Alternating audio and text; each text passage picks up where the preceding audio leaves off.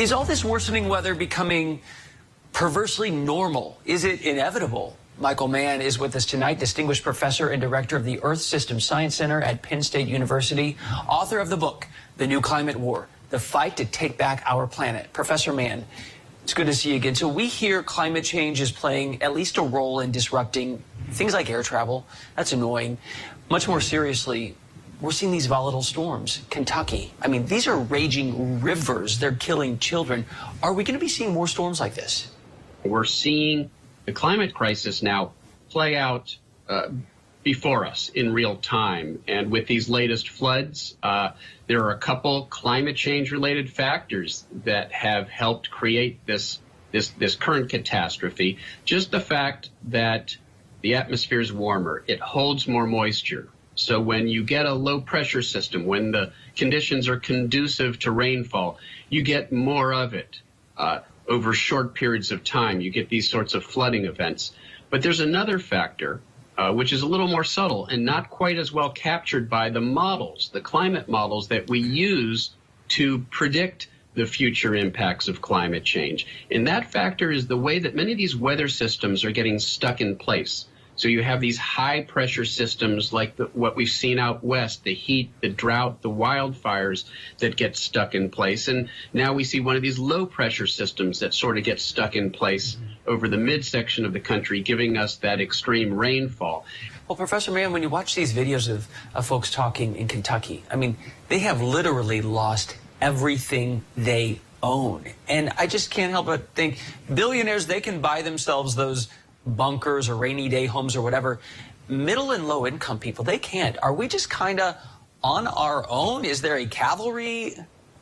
So there's this sort of ethical dilemma that those who are the most exposed to the devastating consequences of climate change had the least role in creating the problem in the first place.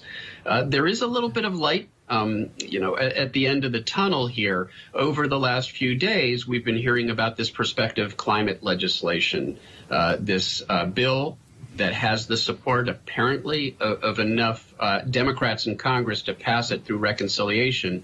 That includes, finally, for the first time, some real climate provisions, some provisions, legislative provisions that will allow the United States to make good on its commitment to the rest of the world to lower our carbon emissions substantially. We need to lower them by about 50% within the next decade if we are to remain on course for keeping warming below a catastrophic 3-degree Fahrenheit. And this is an important step forward. It doesn't get us all the way there, but it represents some real progress. It hasn't been passed yet, but it looks like it does have a good chance of becoming the first meaningful climate package passed by Congress in decades. When you just said 50% reduction in the next decade, my head thought, okay, next century, good. Oh, no, next decade, that's very soon. So let's say we get hundreds of billions of dollars in the pot. Climate and energy programs. Yes, an electric car is nice. We'd like a tax rebate for that and get in our electric car. But is this reversible? Well, so the impacts, to some extent are sort of baked in. Some of these impacts, some of the extreme weather events that we're seeing, that's sort of baked in by the warming that we've already experienced. And it's going to be very difficult to literally cool the planet back down.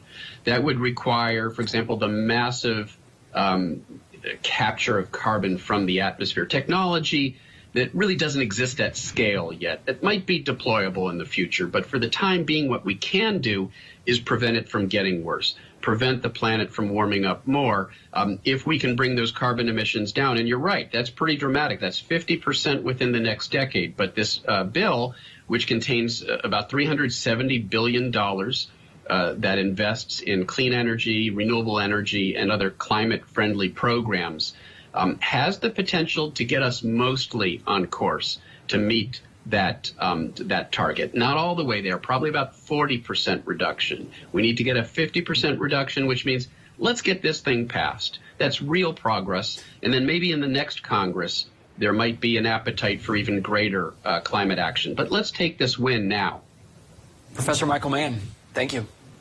Thank you.